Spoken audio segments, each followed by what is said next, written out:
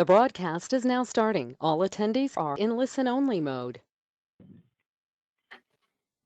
Good afternoon, and thank you for joining us for today's webinar, Indirect Cost Fundamentals for Program Directors and Other Non-Financial Regional Development Organization Staff.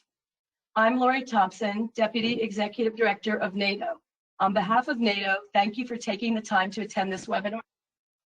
We are very excited to have almost 100 attendees today from across the country.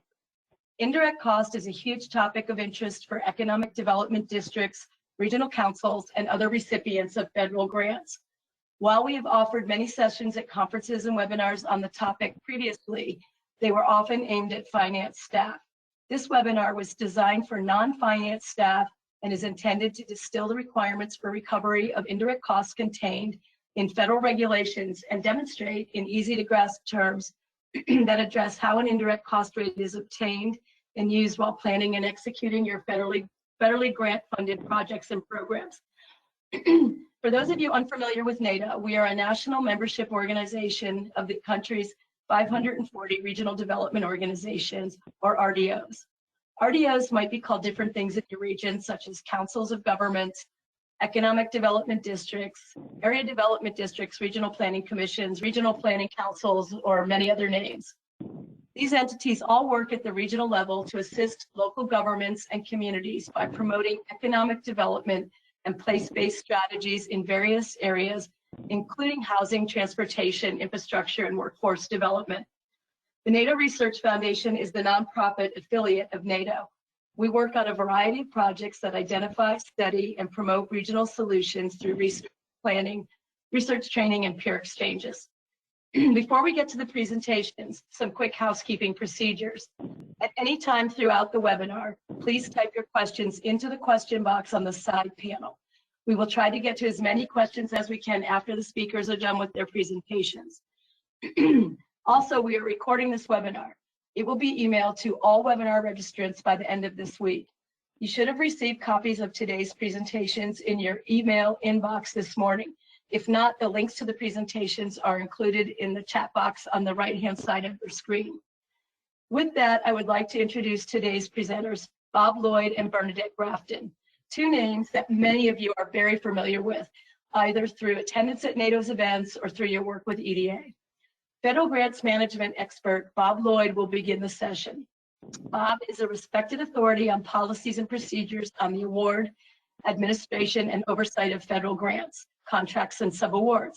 He has more than 40 years of experience in federal award implementation. Bob has served NATO and its members on numerous training and advocacy engagement. Bernadette Grafton, Program Analyst, Performance and National Programs, U.S. Economic Development Administration, will follow Bob and talk about EDA's approach to indirect cost. I encourage you all to seek answers to your questions by using the question box on the side panel. We will get to the questions after Bob and Bernadette have finished their presentations. Additionally, their contact information is provided on the last slide in case you need to reach out to them directly. With that, I'd like to turn the session over to Bob Lloyd. Bob, whenever you're ready. Okay, thanks very much for that introduction, Laurie, and it's good to be back with you and the NATO membership for this discussion of indirect cost. It's also good to be working with Bernadette Grafton again. This is not the first time we've collaborated on a presentation, but it is the first time we've done so virtually. In fact, the last time we were working together was a year ago, and it was memorable because it's the last time that this particular frequent flyer was on an airplane. But enough about the distant happy memories. We have a lot to cover, and so let's get underway by starting on slide number 2 of the deck. We have some details to share with you here.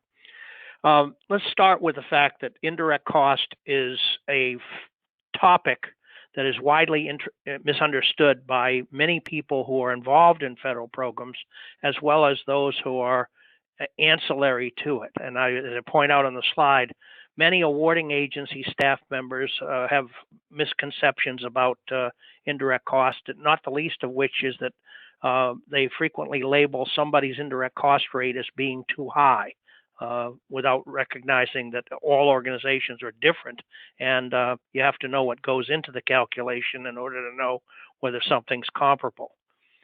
Certainly many recipient program staff, maybe some of you who are taking part today, also have some misconceptions about indirect costs, that it somehow eats into the programmatic activities of your particular federal grant awards and somehow reduces your effectiveness. Most of the media has difficulty with the subject, in part because of the semantics.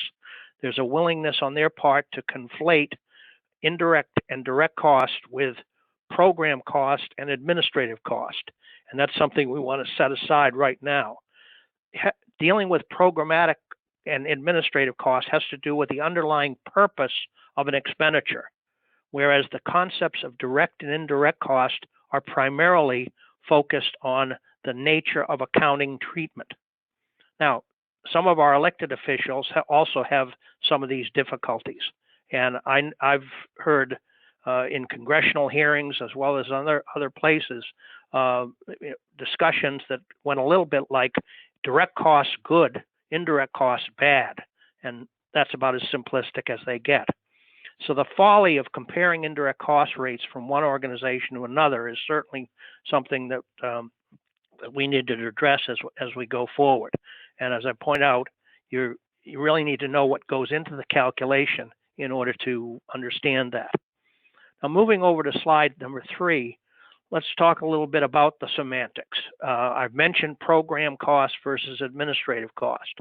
One of the features that shows up in the federal regulations that dictate the procedures that we're going to talk about here is that every time the word indirect appears in 2 CFR 200, which is the Uniform Administrative Requirements, Cost Principles, and Audit Requirements for Federal Awards, there's a parenthetical expression, F&A. So what it says is indirect F&A cost, and F&A stands for facility and administrative. Now that's a term of art that's used in the higher education community. More than 20 years ago, the Office of Management and Budget stopped calling what we're dealing with here indirect costs when they were dealing with higher education institutions, and instead introduced the notion of facility and administrative cost. But that should set to rest the idea that administrative cost and indirect cost are the same things. They may intersect to some degree, but they are different. Now, some of the other terms that you might hear bantered about in this atmosphere is the term overhead, which is primarily one that comes from the commercial sector, or back office activities, which are something that you hear a lot in banking or in warehouse distribution. Amazon has the biggest back office going right now. And finally, a term that's used in the military is rear echelon troops, essentially looking at support activities as part of what's going on in any particular organization. The real things are covered on slide number 4, and most of what you see there is a direct quote from the applicable federal regulations. Let's go along and look at those in depth. Direct costs are those that can be readily identified with a particular final cost objective, such as a particular award, project, service, or other activity of an organization.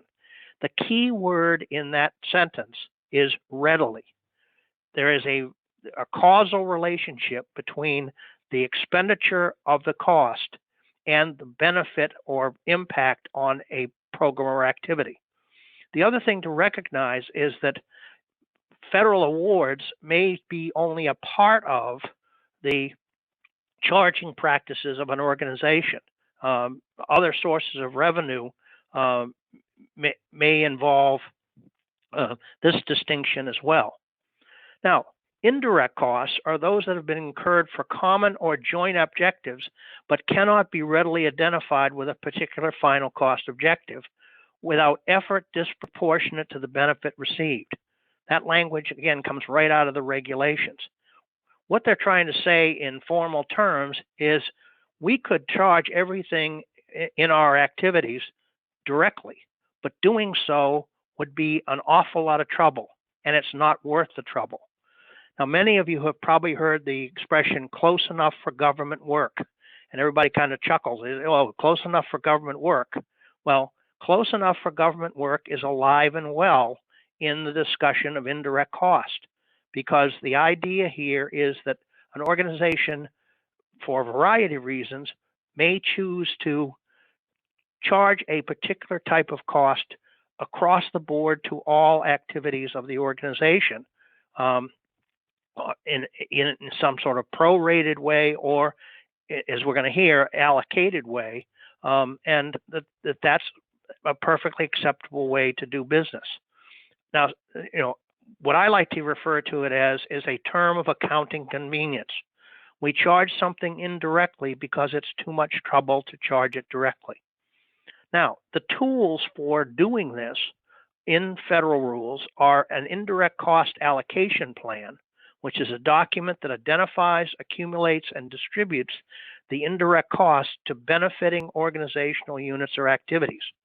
Now, the indirect cost allocation plan is really a combination of narrative descriptions of activities within an organization matched up to expenses that relate to those activities. And the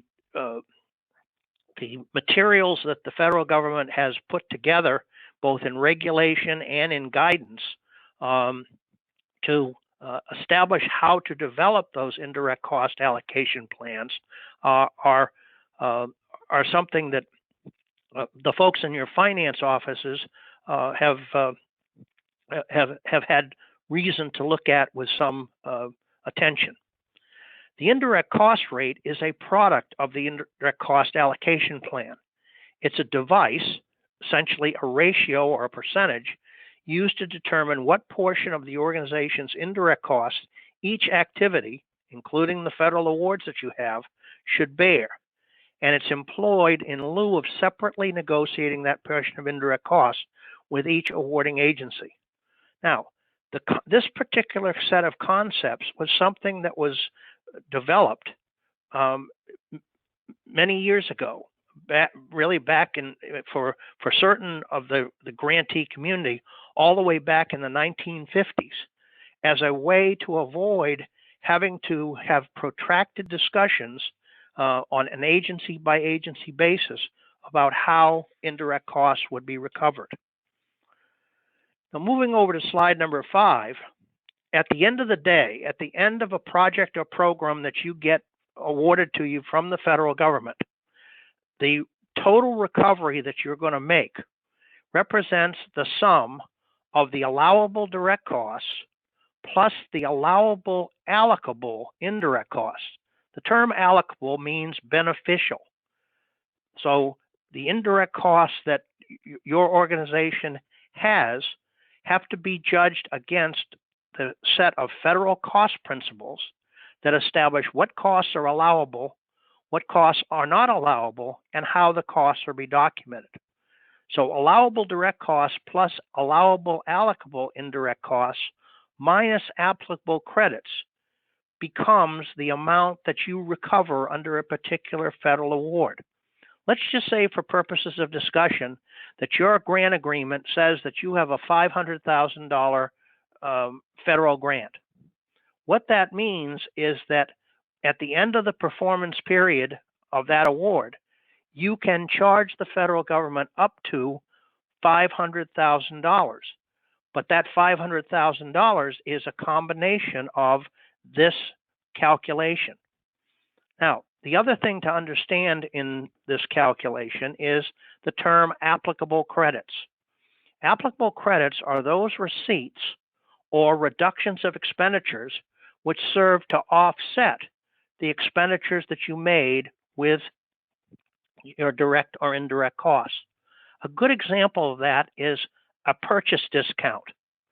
Okay, you went out and let's say you bought a new laptop computer. The laptop computer costs $695 normally, but the office supply house you're buying it from has it on sale and reduces the price to $595. The $100 difference is a purchase discount.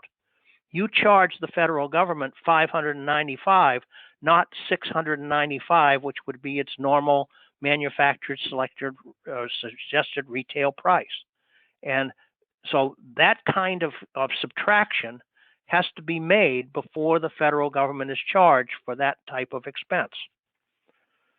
Now, let me just mention briefly some activity that's gone on rather extensively over the past several years related to grant management policy reform.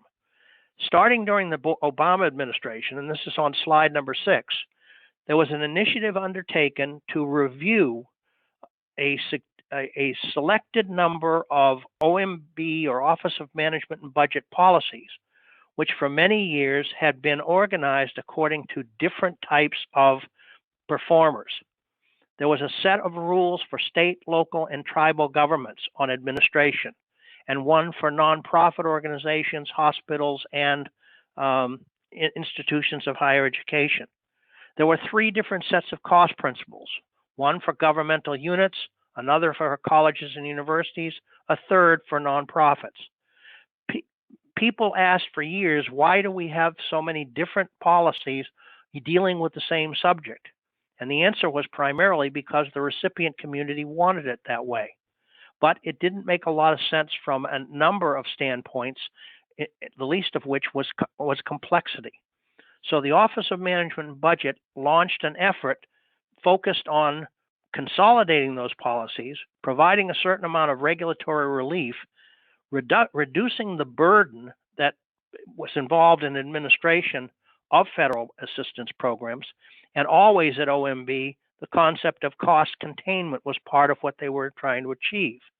Well, not surprisingly, indirect cost policy matched up with a number of those objectives, and OMB made a number of proposals related to changing the mix of indirect cost policy going forward. One of the things they suggested was that organizations have what would be known as fixed rates. And that was something that was widely rejected by the recipient community. Another proposal was that indirect cost rates last for longer than a single fiscal period. And that one had a little bit more traction to it as a result. But the point I'm making is that the current policies that we're now using are ones that have been through a significant amount of review over the past several years. The Trump administration picked up on that because there was a requirement in 2 CFR 200 that 5 years out from the issuance of the regulations, a policy review would take place. And back in January of 2020, OMB proposed a number of changes to the regulations, including several policies related to indirect cost recovery. That process ran parallel, unfortunately, to the emergence of the pandemic.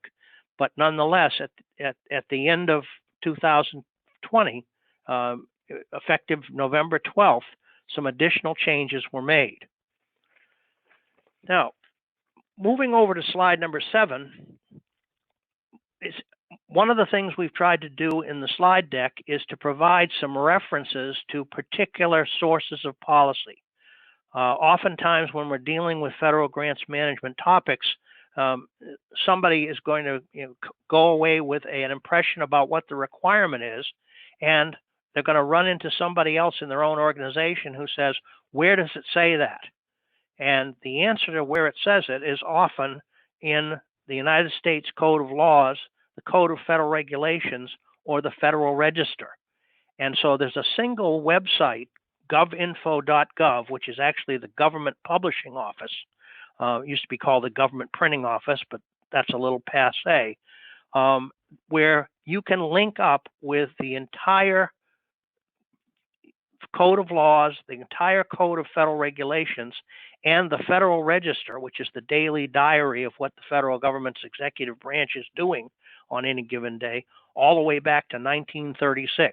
So it's like having a big Library of Congress right there in your computer. ECFR stands for Electronic Code of Federal Regulations. This is an online, up-to-date version of the Code of Federal Regulations. So anytime a change has been made in an interim manner, that gets recorded in ECFR. So if you go to that particular website, you can find out exactly what the requirement is as of this date. Now, moving over to slide number 8, the current indirect cost policies, and these are the reference materials that you and your colleagues within a regional development organization need to be aware of, even though you may not need to become expert in every one of them. Subpart A of 2 CFR 200 has the definitions of policies that are important to grant and cooperative agreement management. And it is a place where the terms indirect cost allocation plan, indirect cost rate are all articulated. That's where I got most of the language on that previous slide. Subpart E of 2 CFR 200 is the cost principles section. It consolidated the various OMB circulars that previously established cost allowability policy. And so now a single set of cost policies applies to all major performers of federal grants and contracts, except for commercial organizations and hospitals. The cost principles themselves are conformed to 2 different components. The first is known as the general tests of allowability. And this is what makes the cost principles principles. It's an interpretive kind of document. It talks about costs being reasonable, being necessary, being consistently treated, and so on. There's a set of criteria that every cost has to meet, even if it's specifically listed in what's known as the selected items of cost. Probably a lot of you, if you've confronted the cost principles of all, have used the selected items of cost sections to go look something up and say, is this something we can charge to our award? Now, there are 56 items of cost that are listed there, but OMB couldn't possibly address every type of cost that might ever come up in the course of doing business with the federal government. So introducing that particular section, it says failure to mention a particular item of cost in the principles does not mean it's unallowable. Rather, allowability in each case will be based on similar or related items of cost. So this is where the interpretation of the principles comes into play. And that's going to become important as we talk about how an indirect cost rate is established as well. Now, in addition to those components, there are several appendices to 2 CFR 200, and that's where the instructions for how an organization develops its indirect cost allocation plan, calculates its indirect cost rate, and determines whether or not it has to submit those documents to a federal agency for review and the issuance of an indirect cost rate. The fact that these are in separate appendices at the end of 2 CFR 200 illustrates the fact that the procedures are sufficiently different from one another that it was difficult for OMB to bring them into a single overarching set of policies. So for most of you on the call, appendices 5, 6, and 7, Roman numeral 5, 6, and 7, are the ones that are going to be relevant to your organization. Now, I tell people from finance offices to read all of those sections, get fully caffeinated and do so, because there are useful tidbits about the concepts of indirect cost that appear in one or the other of those appendices. Now, over on slide number 9, and this is probably getting down in the weeds for a lot of you, but there are several sets of guidance materials that federal agencies who are involved heavily in indirect cost negotiation have published. The U.S. Department of Health and Human Services Program Support Center is a source for one of those.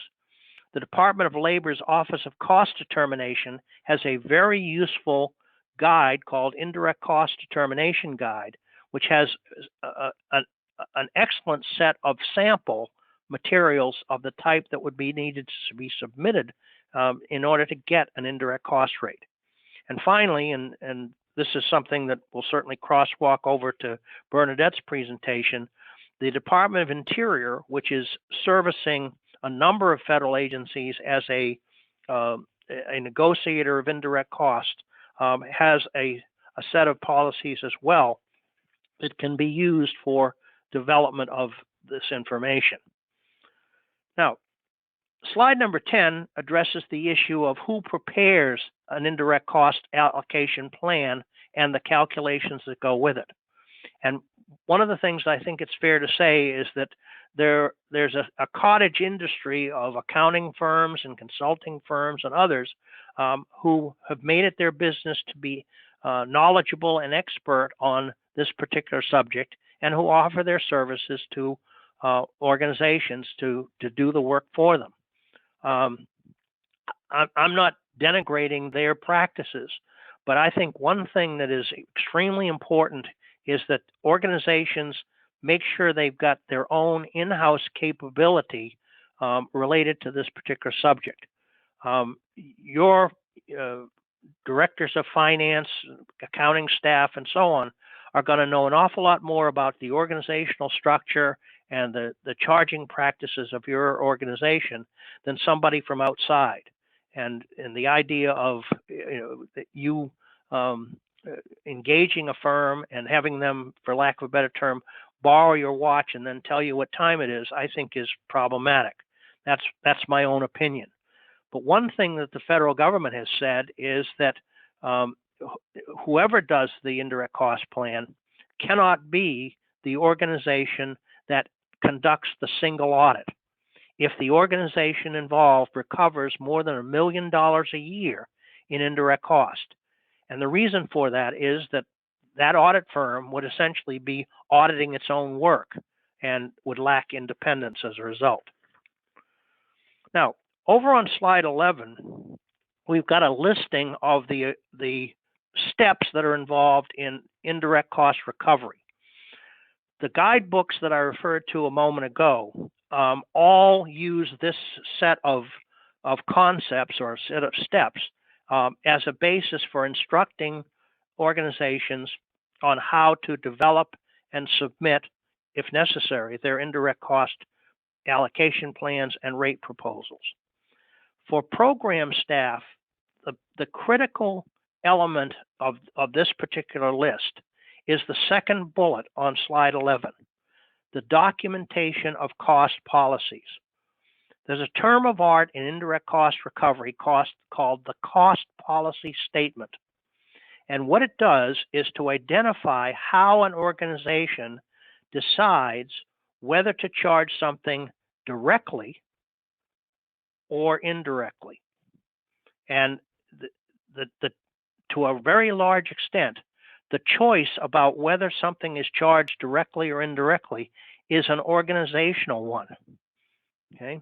The federal government itself, in the cost principles, doesn't direct organizations to charge something directly or indirectly very often. Let me give you an example of an exception to that.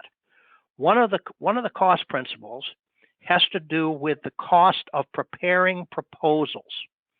And in 2014, OMB said that the cost of preparing proposals, whether successful or unsuccessful, was an allowable cost, but that generally that cost would be charged indirectly. Well, most federal agencies interpret that not generally, but always. So the idea that the cost of preparing grant applications, contract proposals, and other similar kinds of documents is something that's going to end up in your indirect cost pool. Some of the other kinds of things that you charge to a federal grant may be different because of your organizational preferences. When I started out in this field, one of the things I encountered was that and I worked for a council of governments in my first professional job, was the presence of a rather robust copy center. And I'm sure that regional organizations couldn't have taken off the way they did without the ability to provide copies of documents to all of their member governments and everybody else who might be interested. Well, obviously that created a significant cost center for the organization. And whether the cost of the copy center was going to be charged indirectly or it would be prorated out to operational units and individual awards based upon some underlying data was an organizational choice. That's the kind of thing that gets talked about in the cost policy statement. Now, another factor that we need to talk about is down further on the list of steps, and that's the possible submission and negotiation and the issuance of rate agreements. I say possible submission because one of the things that OMB again did was to differentiate whether particular organizations, particular size organizations in terms of federal fund receipt, would have to submit their indirect cost plans and obtain a negotiated indirect cost rate agreement, or what's known as a NICRA. Now, assuming that calculation has taken place, that calculation is going to be used in preparing claims for federal funds. And the claims that you're preparing take the form of financial reports. Some of you may be familiar with the standard form 425. It's called Federal Financial Report. In the old days, it was called the Financial Status Report, and it had a different number, but it served the same purpose. When that financial report is submitted, then what an organization is doing is saying, we are entitled to keep the funds that we have drawn and spent against this federal grant. And one of the things that's present on that standard form 425 is a certification that whoever signs it is saying, I certify to the best of my knowledge and belief that all data in this report is true, complete, and correct. And then it goes on to say, I understand that any false, fictitious, or fraudulent information may subject me to civil, criminal, or administrative penalties. That's one of the reasons why people in finance act like they do. Now, another factor or a step in the indirect cost process involves audit. And organizations that spend more than $750,000 annually in federal awards from all sources, received directly from the federal government or passed through state agencies or other pass-through organizations, have to cause to be performed an independent audit. One of the things the independent auditor will do is test to see whether the indirect cost rate was properly applied to federal awards. Now, they're not going to test every award. They're going to take a sample of transactions and see whether or not accurate charging has taken place. Now, a little bit more on the indirect cost allocation plan shows up on slide number 12. I said earlier that the indirect cost allocation plan is really a combination of narrative and arithmetic. What is going on here is that the organization describes in narrative terms the central services that are present within the organization. You can refer to those central services as support services if you like. And so the description of what functions those central services perform, what the benefit is to the federal awards received by the organization, and what the basis of distribution of those functions will be when the expenses are calculated. So, for example, bases of distribution could be things like the square footage that's occupied by a particular program within your facility, or the number of full-time equivalent employees in a particular unit that benefits from central services. that's the sort of thing that, again, involves organizational choice in terms of presentation of the information. Now, the items of expense that go to those central services involve a calculation of what does the service cost and a subtraction of any unallowable costs pursuant to the cost principles. So in a sense, what we have is a net amount of indirect costs that the federal government has established is allowable and the organization has asserted is beneficial to the federal program. Now, over on slide 13, I've provided a kind of a simple example of this, and we'll use the finance department of a particular organization as the example. What are the functions performed by that office? They are the ones responsible for the general ledger accounting, for banking and investment, for receipt of revenue and accounts receivable, for conduct of payroll and accounts payable, for financial reporting and audit liaison, and finally, for development of internal control policies and financial procedures. Now, I'm assuming that aligns pretty well with the kind of thing that's going on in the finance function of your organization. What is then described is how those functions benefit federal programs.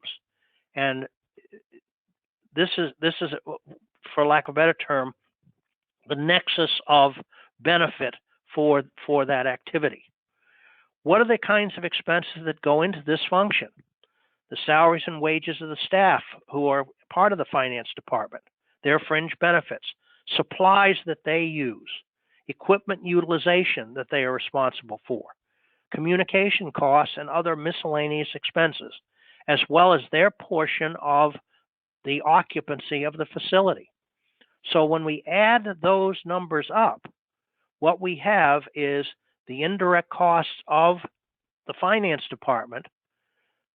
From that, we subtract any unallowable costs and any distorting factors, and that becomes the basis for charging the finance department to federal programs that are operational and going on within the organization.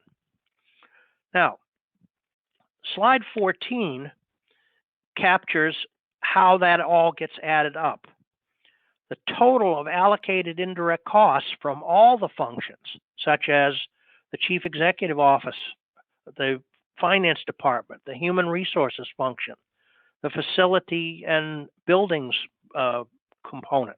And obviously, the bigger the organization and the more complex it is, the more there will be multiple support functions where those calculations take place.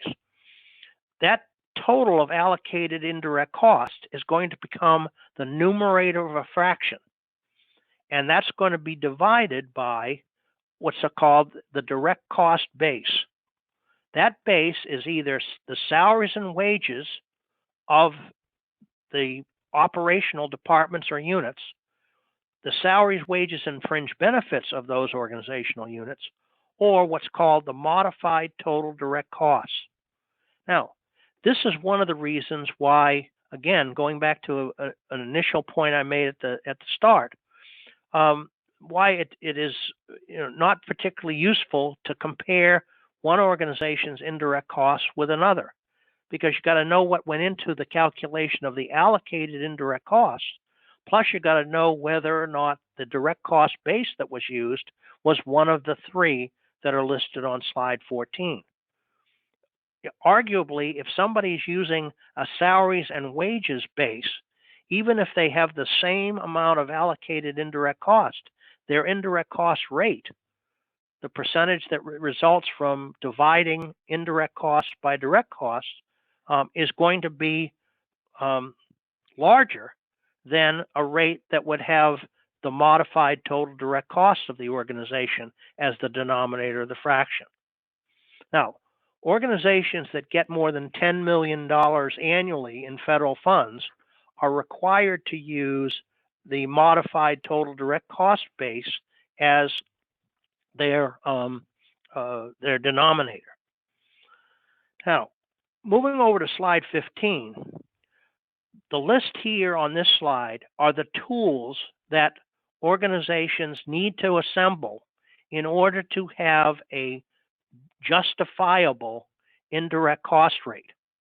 The guidebooks that I referred to earlier and will actually provide a listing of these things, saying if you're submitting an indirect cost plan to a federal cognizant agency, these are the things that you are expected to generate. Now, one of the things that a lot of you have confronted is the fact that there's a federal policy that OMB put together, and it's contained in Appendix Roman numeral 5 of the regulations, that says that if an organization receives less than $35 million annually in direct federal awards, it is not required to submit its indirect cost allocation plan to a federal cognizant agency for review and negotiation and the issuance of a rate agreement, unless the cognizant agency instructs them to do so. So, organizations with less than $35 million in direct federal awards still, if they want to charge indirect costs, have got to put together these components in order for them to be reviewed later on by the independent auditor. Now, as you'll hear more about when Bernadette talks about EDA's approach to this, one of the key elements of this list is the third bullet on the chart, the standard certification. That certification is essentially a sworn statement signed off on by a person who has the authority to bind the organization, saying that what's in the indirect cost plan is allowable cost, and it has been calculated in accordance with the procedures contained in 2 CFR 200. The fact that the organization has all of this data on hand and that it can be reviewed and that certification has been issued gives the legal leverage to this whole activity. Now, on slide 16, we get into a little more detail about the cost policy statement. And as I indicated earlier, this is really a narrative discussion of the actual charging practice that the organization is using, and the decision about whether something is going to be charged directly or indirectly. Now, that decision, again, is driven to a large extent by organizational preference, because there are very few federal instructions in the cost principles about how this is supposed to be done.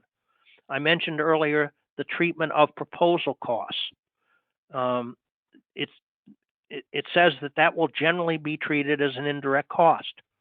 There's another cost principle that I'll mention. It's not one that you probably are going to confront, but it is also an illustration of the detail to which, or perhaps the absence of detail to which OMB might go in instructing organizations about cost charging practice. There's a cost principle on employee housing, and you might say, well, why is that an allowable cost? Well, it's an allowable cost because in some of the other sectors of the grantee community, most notably colleges and universities, there is housing for employees on the campus. That's true in some cases in the local government sector as well. Park rangers, firefighters, etc. Well, what the federal government says is that employee housing is not an allowable cost unless it's charged directly and is prior approved by the federal awarding agency. So it puts it on the federal government to establish a charging practice for that particular type of cost. But they're the examples I've given you are some of the very few examples where that sort of thing is done. by and large, the most important driver is the accounting convenience. In other words, whether there's readily available data to be used for establishing charging practices. And this cost policy statement is also important, not just in indirect cost recovery. It's important in the pre-award stage of federal grant programs as well. When somebody is putting together a grant application and is trying to formulate a budget, the cost policy statement of the organization is going to drive where those budget categories go. And so the bigger the organization is and the more diverse its ability to perform or to prepare federal grant applications, the more likely this is going to be a significant matter. I know, for example, in the college and university sector, this is extremely important because professors in a particular department of the university might be making grant applications to a federal agency and submitting budgets that aren't consistent with the underlying practices of the organization. Professor Birkenstock is kind of operating on his own because he's a tenured faculty member and an expert on some research matter that is being funded by the National Institutes of Health or the Department of Energy or somebody like that. And so being able to inform the staff members of the organization, how do we charge these types of costs, is a role that the cost policy statement takes. Now, on slide 17, we get a little further down in the weeds and perhaps too far for some of you, but the issue of the allocated indirect costs, as I said earlier, involves the exclusion of unallowables and distorting factors, and then narrative descriptions of the functions performed, the benefit to federal awards, and the bases for distribution. Now, one of the other factors that comes up, particularly in the governmental sector, is what are known as internal service funds. And these are arrangements where the organization creates some sort of billing rate for charging certain kinds of activities. And the most common of these, for example, is fleet operations, where the organization loads into its indirect costs all of the expenses of operating the fleet. The vehicles, the depreciation of those vehicles, the operation and maintenance expenses, and so on, and then creates, based upon the expectation of a certain number of miles being driven on that fleet over a period of time, a rate per mile that is then charged back to individual programs. Well, in order to do something like that, there's a certain amount of additional accounting work that has to take place, because those rates have to be reconciled to actual cost on a periodic basis. I've just been engaged within the last week by an organization that's having a difficult time convincing their cognizant federal agency, and it's not EDA, that their methodology for billing for use of the vehicle fleet is being properly done under the procedures of 2 CFR 200. Now, moving over to slide 18, I've mentioned the term cognizant agency a couple of times. And one of the points to make here is that the term cognizant agency is actually used in a couple of contexts at the federal level. One of them is the term cognizant agency for audit, and that is the Inspector General's office of the federal agency whose funds predominate in your federal award portfolio. The other is cognizant agency for indirect cost, and in most circumstances, that is a federal agency that has the predominant source of federal funds. But the notion here is that the agency is a knowledgeable agency acting on behalf of others within the federal government. In other words, they've got the most at stake in terms of an accurate calculation of indirect cost. Now, let me turn it over to Bernadette for a minute and let her tell you a little bit about the cognizant agency arrangements that EDA is involved with. Thanks, Bob. Hi, everyone. I am so excited to be here with you today. I have a little bit to share later, but just for now, EDA is the cognizant agency for all economic development districts. This is per 2 CFR 200. The citation there is on the slide.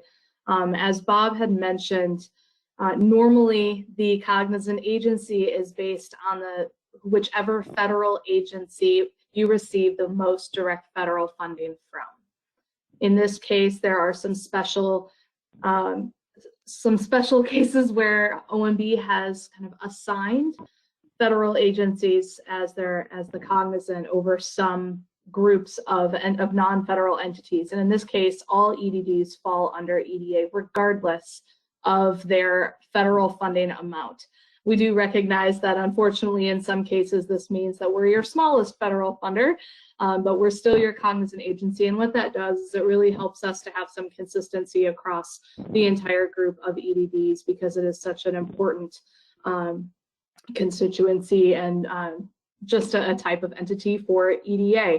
So we have our own process that we have established, and I will walk through that in a little while. I just wanted to make sure that everybody is aware of our evolving indirect cost program at EDA. And I'm just going to turn it back over to you, Bob, because I want to make sure that you can get through the rest of your presentation. Thanks. Okay, thanks, Bernadette. Let me mention one other aspect about this cognizance notion, is that this is something that was developed again many years ago as a work-saving tool within the federal government. The idea that the federal agency that had the most at stake, if you will, with a particular recipient organization would take the lead in terms of establishing indirect cost recovery procedures and rates.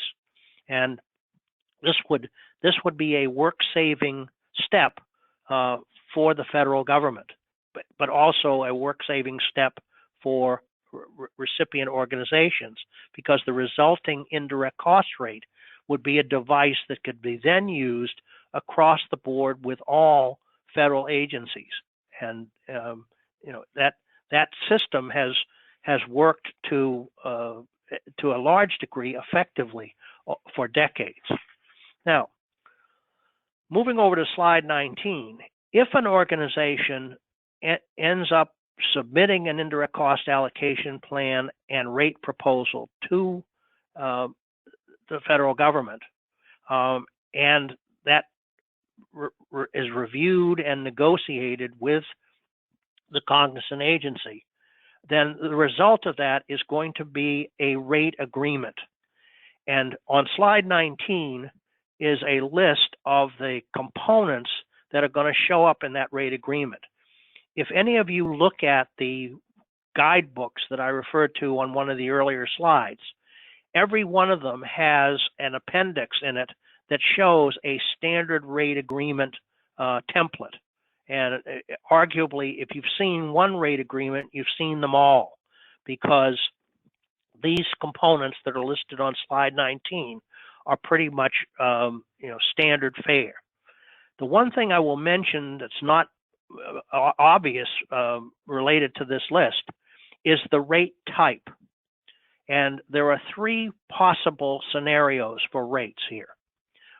A provisional final rate approach is where an organization is assigned a specific percentage rate that it can use on a provisional basis for a particular fiscal period.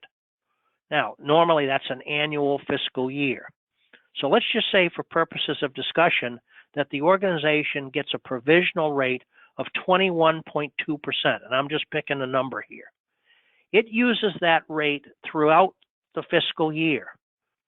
Okay, the rate is assigned to it before the fiscal year starts, and in fact, the procedures indicate that it's necessary to submit the indirect cost proposal 6 months prior to the beginning of the fiscal year, if this is the approach that's going to be taken.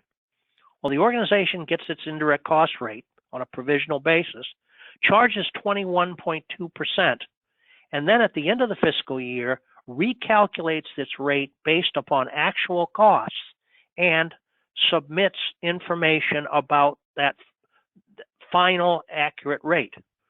If it has, if the rate went up, so let's say to 21.4%, then it is in a position to apply to charge an additional 0.2% of its direct cost base to the awards that it received. The problem with that is by the time that information is known, there may not be any additional funds available at the federal level to make up that difference.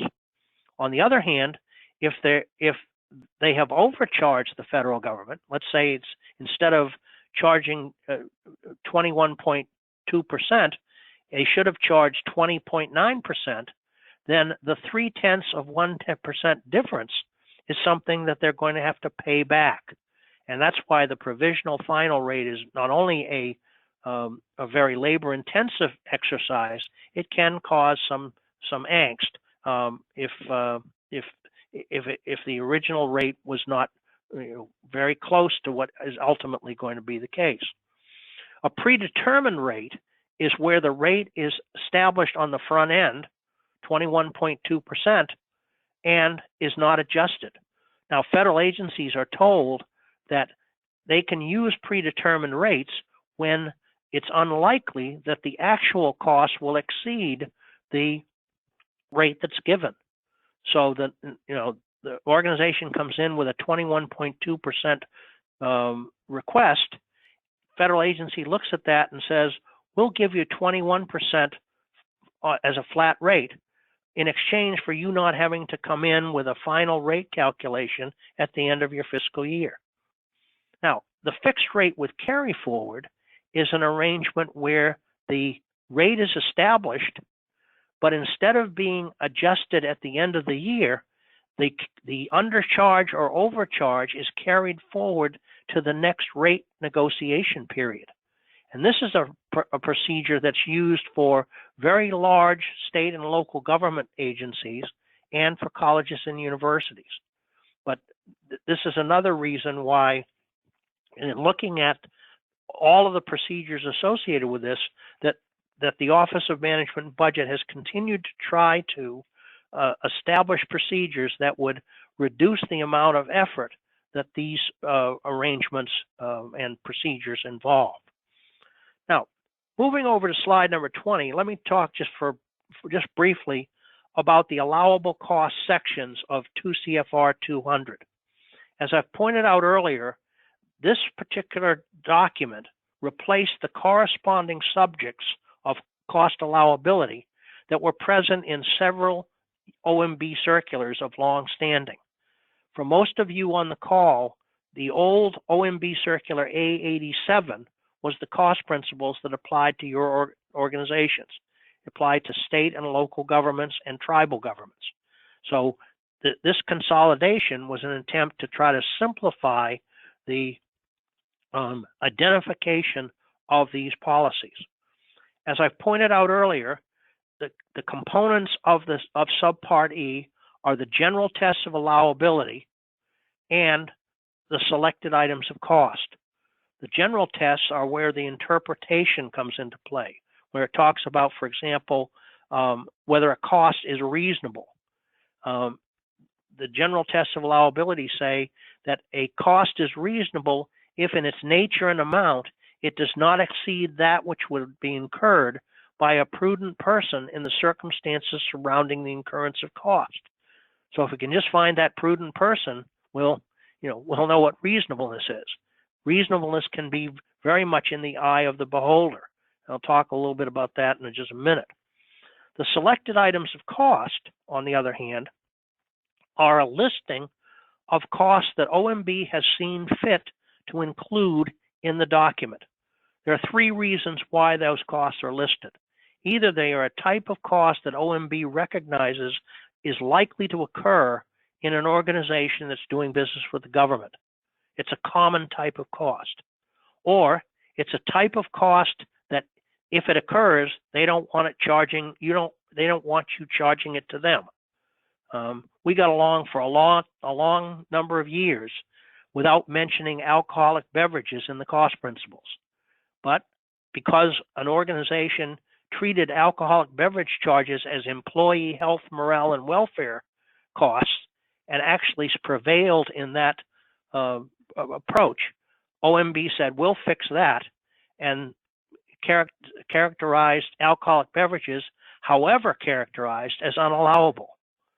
Most organizations wouldn't have gone near that anyway. But my point is that in order to make sure that the door was slammed shut, there are certain costs listed in the selected items that OMB doesn't want you charging to them. Now, over on slide 21 is some guidance about interpreting the cost principles. And the point I want to make about this is that I spend a fair amount of my time in my practice dealing with what's called audit resolution. And that is situations in which an organization has had costs questioned, usually in an audit, and obviously doesn't want to pay those costs back if the costs were to be disallowed. Well, the point here is that in deciding what goes into the indirect cost numerator of the fraction that we're talking about here, an organization has got to decide whether or not it wants to assert allowability. And the way I would characterize this list is that these are criteria that organizations have and can use for that purpose. But how aggressively the organization takes this is going to vary from place to place. Obviously, an explicit statement of allowability in subpart E, we don't have many arguments about. But a lot of times the cost principles are silent about a particular thing, but that introductory phrase that I mentioned earlier, that is that the cost is allowable if it is similar or related to items that are listed in subpart E.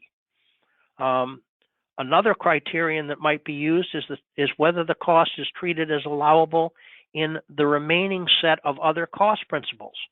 Title 48 Code of Federal Regulations Part 31 deals with costs of commercial organizations, and Appendix Roman numeral 9 of 2 CFR 200 is the set of cost principles for hospitals. So maybe there's some mention of that in those cost principles, and somebody can make the argument, well, if that's the way the federal government treats them, it would be fair and reasonable to treat organizations that are in other categories in that fashion. But in the absence of any of those pieces of guidance, the general tests of allowability are another source of being able to say the cost is necessary, it's reasonable, it's consistently treated, it's adequately documented, it meets all those general tests. An organization may be willing to assert that at that point. Now, the reason that I bring up the interpretive nature of the cost principles has to do with a scenario that I want to share with you on slide number 22. I want you to imagine a table where people are actually sitting across from one another. We'll get there eventually, I hope. Where on one side of the table is the federal awarding agency, and on the other side is the recipient. And at the table, there are either 6 or 7 people. From the federal side, there's a program specialist, the person who's dealing with the programmatic matters of the federal award. The second person is the grant officer who has signature authority and approves the budget of the award and accepts financial reports and reviews findings. And the third is the inspector general. Well, the cost negotiator on behalf of a cognizant federal agency is kind of a fourth person on that side of the table. That person may be from the federal awarding agency itself, or they may be from another federal agency that is actually cognizant for the recipient organization. They are reviewing the indirect cost plan and rate proposal from the standpoint of whether the costs that are included in the indirect pool are allowable. And frequently, the negotiation back and forth has to do with questions that the cost negotiator raises about costs and whether they are properly chargeable or whether they should be excluded from the calculation. On the recipient side, we've got the project director, the finance director, and the independent auditor. And what I'm getting at is that those people sitting at the table may have differing views about cost allowability based upon the interpretive guidance that Subpart E provides. So, this is why the process is not as cut and dried as some people would like. On slide 23, I raised the issue of why do the people in finance act like they do? And the certifications that I referred to earlier are really what's involved. The Standard Form 425 certification is one that I quoted to you earlier. The one that's contained in 200-415 has similar language in it that essentially whoever signs off on that is saying what we have included in our indirect cost plan and rate proposal is allowable cost. That sets the same standard as you would be setting if you submitted a financial report on the Standard Form 425. Well, the reason that those are so important is because of two provisions of the Federal Criminal Code. Title 18 of the U.S. Code is the Federal Criminal Code, and it makes it a federal crime to make a false statement or a false claim to the federal government. And this is not something that's just unique to federal grants and cooperative agreements. It's also something that cuts across all kinds of representations to the government. Some of you probably remember the name Lieutenant General Michael Flynn. The media said he pled guilty to lying to the FBI. Lying to the FBI isn't the crime. Lying to a federal official is.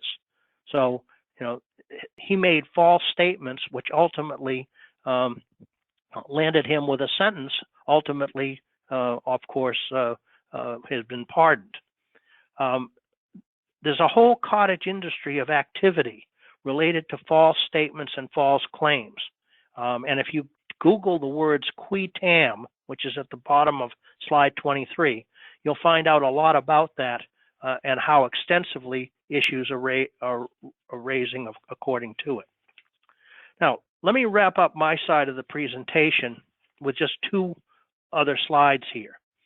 Most of the things that are listed on slide 24 are the kinds of costs that are likely to be showing up in your organization's indirect cost pool. The cost of your annual audit, the compensation of executive and support functions and certain fringe benefits, the facility costs, whether you own your own facility or you're renting. And one of the issues that's certainly going to be, part of the equation for some time is the fact that some of those facilities are either been completely idled or have more limited capacity associated with it. Those sorts of things are the things that are going to be in most RDO's indirect cost plans. Now, the last item I want to mention is indirect cost recognition policies. And this is a place where there's been a lot of regulatory activity over the past several years. The Office of Management and Budget reinforced a long-standing federal policy that required federal agencies to accept federally negotiated rates. In other words, if you get a federally negotiated rate from your cognizant agency, then you apply for a grant at another agency, that other agency has to recognize your indirect costs. There are only very limited exceptions to that. One of them being if there's a statutory requirement that limits indirect cost recovery on a particular federal program. And notice I said indirect cost recovery. I didn't say administrative cost. That's one of the problems that comes up frequently here, is that people misinterpret an administrative cost cap as being an indirect cost cap, and they aren't the same thing. OMB also established that any pass-through entity was required to accept federally negotiated rates. So if you're dealing with a state agency, for example, and they are passing along a sub-grant to you, and you have a negotiated indirect cost rate agreement, then you are being told that they have to accept that rate. However, a lot of organizations don't have a direct relationship with the federal government. And what OMB has done with them is to expect the pass-through entities who are providing them with sub-grants to negotiate rates with sub-recipients. One of the things that OMB did at the end of last year was they revised the policy on the subject of pass-through entities and established that negotiated rates that pass-through entities prepare are something that can be accepted by other entities. In other words, that there would be a permissive approach to accepting those things. Now, OMB could have said we're going to require those negotiated rates to be accepted. They didn't go that far. Finally, there is something in the federal policies known as the de minimis indirect cost rate. And this is a procedure that was introduced as well, with the idea that an organization that had never had an indirect cost rate with the federal government and didn't want to obtain one because of the trouble that they would have to go through in making a calculation and so on, could elect to charge a minimal amount of indirect costs based upon 10% of the modified total direct costs in their grant awards. So they would be getting something for indirect cost, but it wouldn't be as accurate or perhaps as gracious an amount as they could get if they went through the calculation process. Now, let me turn it over to Bernadette to tell you what EDA has done related to this process and how the Department of Interior has become a significant player in dealing with regional development organizations. Thanks, Bob. Hi, everyone. I'm going to try to cover all of the important information and still give you guys a little bit of time for us to have some Q&A. I have been monitoring the questions, so I'm going to also try to respond to those questions in my presentation. Next slide, please. All right. So if you haven't already heard, the Department of Interior will now be managing all of EDA's indirect cost processes. This is as of January 6th of this year. What this means is that DOI, their Office of Indirect Cost Services, will be negotiating, issuing, and countersigning indirect cost rate agreements like they have been for the last couple of years. And they will now be issuing acknowledgement letters on behalf of EDA.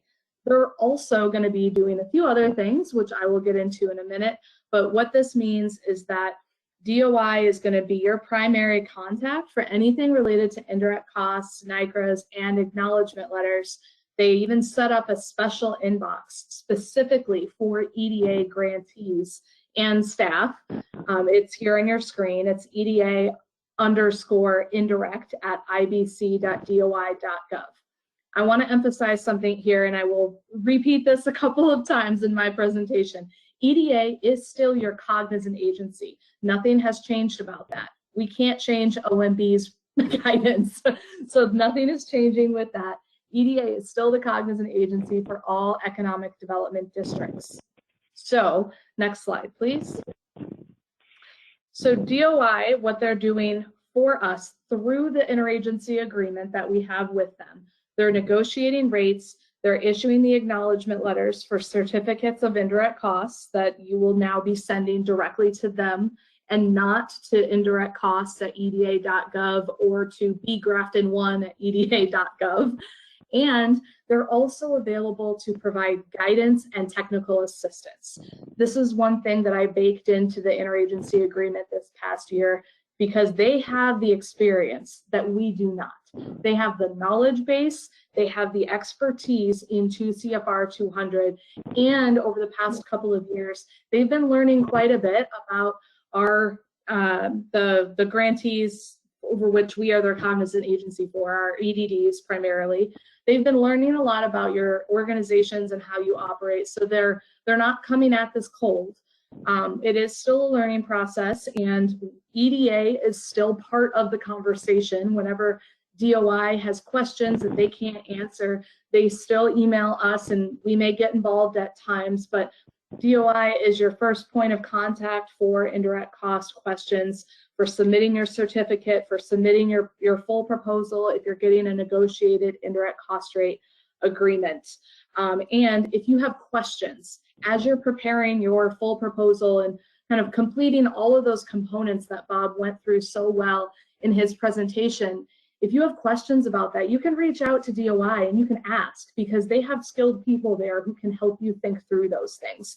Because what we want is for you to have a complete and accurate proposal and have all that documentation ready to go so that we, as your cognizant agency, can be confident in your rate, and so that you, as a EDD receiving less than $35 million per year in direct federal funding, are not required to get a negotiated indirect cost rate. We want to acknowledge that, and we want to maintain that that exception that is provided in 2 CFR 200. But we can't.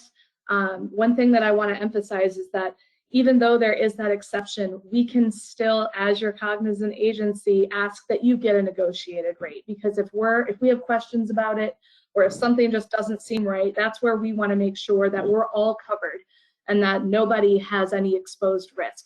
So that's why I've included the technical assistance and the training that DOI is going to be able to provide now, because that's another resource for you so that you can be confident in what you're doing and we can be confident in what you're doing. All right, next slide. So the revised process. Nothing has changed for organizations that are considered to be nonprofits. You may be wondering why I have this up here. There are a couple of EDDs that are nonprofits by their organizational documents. So this still may apply for some folks. If you want to get a NICRA, nothing has changed about the process. The only difference here is that you're emailing your proposal to that email address on the screen, not to one that you may have used previously. So just a reminder, the negotiation process can take 4 to 6 months. So you have to bake that in, plan accordingly throughout your fiscal year. Next slide. So for state and local governments, so this would apply primarily to most of our EDDs, you still have the option of getting the acknowledgement letter, which as I said, you can request the acknowledgement letter by submitting your certificate to DOI at that email address. DOI will review the certificate and any supporting documentation you may be sending along. They will review whatever they get. They will review it according to the processes that we have always reviewed that through, and they will provide you with the acknowledgement letter as long as they have no questions. If they have questions, they will ask you, and we may get into a conversation about that over time, but that is the new process if you want your acknowledgement letter. As we've stated, you have to continue to develop your full indirect cost proposal in accordance with 2 CFR 200, maintain that for your annual audit. Option 2 is you can choose to get a NICRA. If you would like, you can submit your full proposal for negotiation. A lot of EDDs are starting to do that because of a number of reasons, many of which are just to keep things simpler when dealing with other federal agencies or funding agencies. So you can choose to do that. Same process as what I just covered for nonprofits. I want to also mention here that any organization that doesn't have a current rate can choose to take the de minimis, the 10% de minimis. That is an option for you. And the only thing that has changed recently is that prior to, I think it was it last year that it changed, Bob, you can correct me if I'm wrong, if you couldn't take the de minimis if you previously had a negotiated rate. Now that part has been wiped out. That's correct. What OMB did was they said that the de minimis was available to anybody, even organizations that had a rate perhaps and then had a gap in funding, and didn't want to go back through the process. So it expanded the availability of the de minimis. Yeah, so that is another option. And another thing I want to mention while I'm on the slide of your options, you can also choose to not collect on indirect costs for your federal awards. No one said you have to. If you don't want to collect on indirect costs, just don't put indirect costs into your budgets for your federal awards, your proposals. That's always not, you do not have to have a rate if you don't plan on collecting on indirect costs. That just wanted to lay that out there in case it wasn't clear or there was conflicting information out there. And I think that I'm ready for the next slide now. Okay, so I want to show you guys our new website in case you weren't familiar with it. So we'll go ahead and click on that link. Okay, I have control. Yes, awesome. All right, we have recently developed a new website on EDA's website for all things indirect costs. It is eda.gov/resources/indirect costs. Sorry for my slurring there. You can access it also at the top here by going to resources and then indirect cost program. There's a lot of helpful information on our website, and I highly encourage you to read through it. This replaces what we had before, which was a PDF.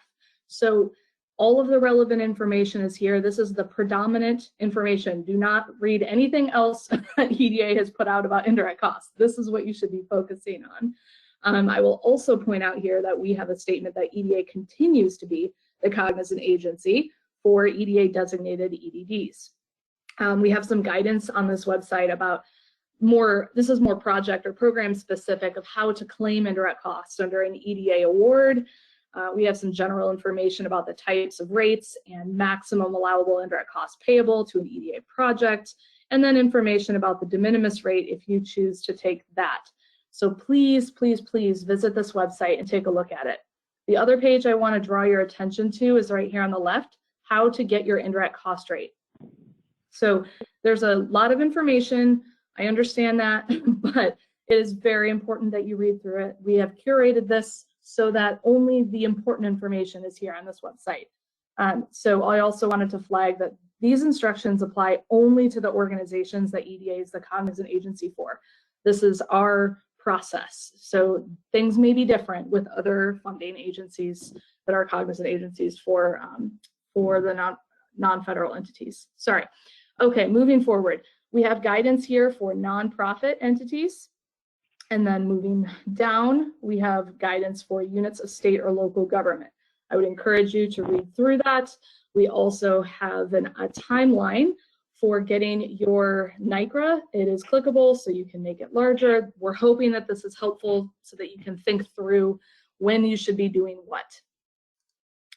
Okay, I just wanted to flag all of this, and here it says we even created a template for you so that you know what to email. You email this inbox to get your acknowledgement letter. We have the subject line already laid out for you. Just input the correct information. We've got the body of the email all set, tells you what you should be attaching to your email, and that you should allow about 2 weeks to get your acknowledgement letter, just in case they're running behind.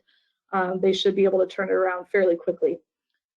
Okay, I know this only goes until 3:30 and it is 3:26, so 4 minutes for questions. Sorry about that. Well, that's my fault. So maybe since Bernadette's got a hard stop, Laurie, is it possible for us to stick around a little longer, or is that not doable? I think it's possible to stick around longer. I was going to ask Bernadette if she wanted to respond to any of the questions that she sees on the list that applied directly to the EDA indirect cost rate process. Yeah, so, okay, there is one it's a question about if you have a multi-year federal grant, and this one definitely applies if you have a planning grant with EDA. The way that works is very program specific, unfortunately. So you have a rate at at year one of your award, and your rate should probably be changing from year to year. It is your responsibility to provide your updated rate documentation to your project or program officer in your federal agency so that they have that information, and you should be documenting how your costs are changing. And I mean, that would come up in your SF 425, the federal financial report that Bob had mentioned. That's where you would indicate your rate and for what fiscal year that rate applies to. So that's how you would handle it, and you would just need to be truing up those costs as you go.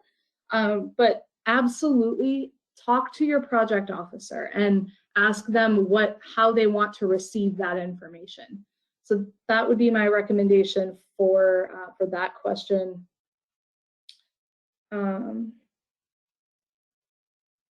Okay, if a regional planning commission, who's the EDD, was able to submit a cost allocation plan and acknowledgement letter for their indirect rate, but then had to go through the negotiation process, would they have to continue to negotiate their rate? You do not have to continue to negotiate your rate. However, if you did it once, it's probably easier to just keep doing it. And if there are any questions that EDA as a cognizant agency has, and we are more comfortable with you having a negotiated rate for whatever that conversation was, I don't know the specific situation, you may need to continue doing it. But if we've seen it before where you've had a negotiated rate, you chose to get one year, and then the next year decided it just wasn't worth it. It's really a case-by-case thing. That's not something that I can make a blanket statement about.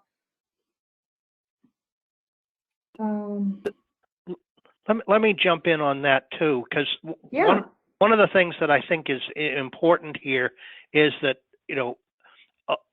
a number, certainly pass-through entities are ones that are having some difficulty accepting the acknowledgement letter as a basis for allowing indirect costs, and they're saying to organizations that they should go get a negotiated rate and a rate agreement in order to have assurance about the accuracy of indirect costs.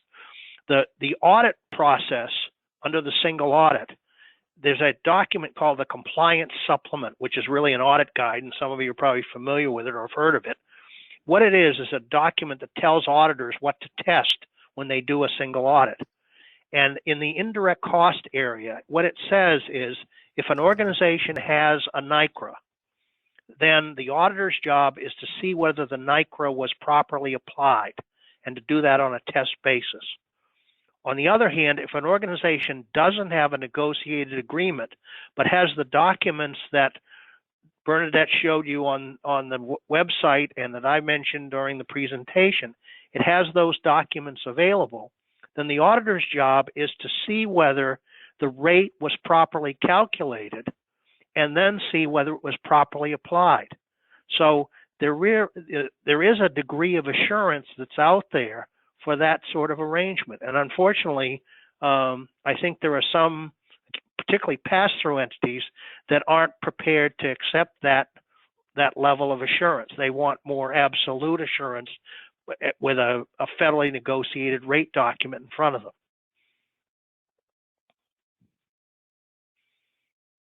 Thanks, Bob. That is definitely a common thing, a common question. So thanks for addressing that. And I'm just scanning through the other questions to see if there's anything else I can answer quickly.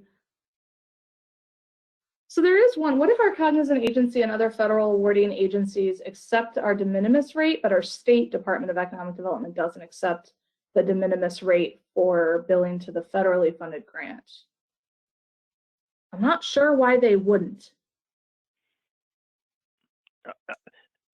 There's a provision of 2 CFR 200 that's supposed to take care of that. It's in 2 CFR 200 332A, and what it says is that a subgrant agreement has to include either a negotiated federal rate or a negotiated pass-through entity rate or the de minimis. And so, that's where the option of, forcing the pass-through entity to accept the 10% de minimis, I think, would prevail.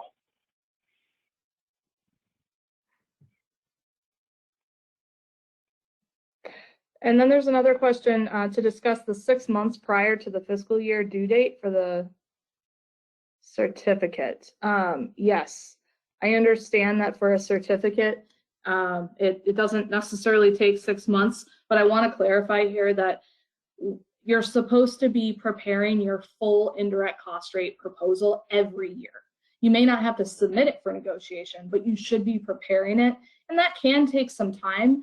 So 2 CFR 200 guidelines say that you should be submitting your proposal for negotiation 6 months prior to the start of your fiscal year so that you have time for negotiation and so that it's in place at the start of your fiscal year. If you're just getting an acknowledgement letter, obviously that's not going to take 6 months, but we would recommend that you follow the same process and allow about 2 weeks to get your acknowledgement letter once you email DOI. But with the caveat that there may be more back and forth because DOI is much more skilled at this than I am or that anyone else in EDA is. So they may have questions and want you to clarify some things before they provide you with the acknowledgement letter. Okay, I'm so sorry. I have to jump to another call.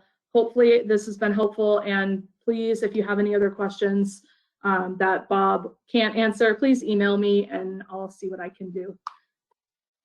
Thank you, Bernadette. Appreciate your time today. So, Bob, we do have the ability to stay on the webinar longer, and we have quite a few people that are still here. So if you want, I can go through the questions and see if we can get through as many of these in the next few minutes as possible. Sure. Okay, so the first one, I'm not sure we answered. It may have been answered during your presentation, but I can't recall. What happens if the cost rate negotiated turns out to be lower, a lower rate because expenses during the year were lower? Well, I did address it to some extent, Okay. but maybe the example wasn't a good one. But basically the issue is that the rate you get or the rate you calculate for the beginning of your fiscal year is based upon past information. In other words, you take the information from your most recent completed fiscal year and you use that as a basis for creating the calculation. So in a sense, what you're doing is estimating what your indirect costs are going to be in the forthcoming fiscal year. And obviously that estimate can be affected by a number of things, not the least of which is some of the experiences we've had during the pandemic, where expenses have either gone up or gone down depending upon what category of expense you're talking about. Well, if that means that you undercharged the federal government awards during your fiscal year, at the end of the fiscal year, you are in a position to recalculate your federal claims. In other words, your financial reports that you've submitted to federal awarding agencies or pass-through entities and request additional funds. And again, as I pointed out, it may very well be that at that point, there are no more additional funds for you to get. So you basically end up eating the undercharge that you made. On the other hand, if you overcharge during your fiscal period, you are expected to redo your financial reports as well and to refund any overcharge that you made. And that's one of the big disadvantages of that provisional final rate approach. But it is, for lack of a better term, it is what it is. And it does create some headaches. That's why trying to be as accurate in your estimates of future indirect costs is so important, and why the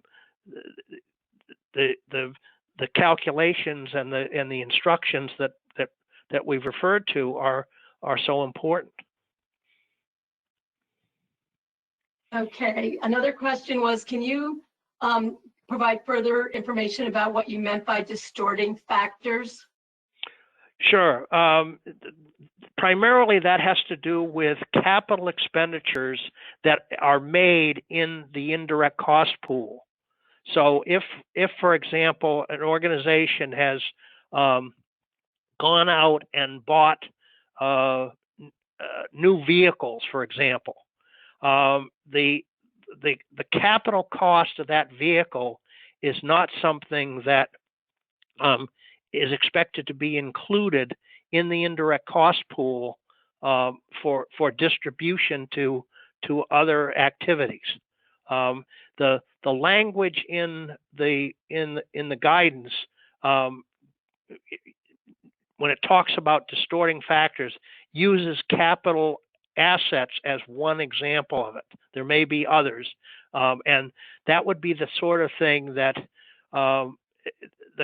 the cost negotiator would look at to see whether there's anything about the calculation that inflates the indirect costs in a way that's unfair to the government.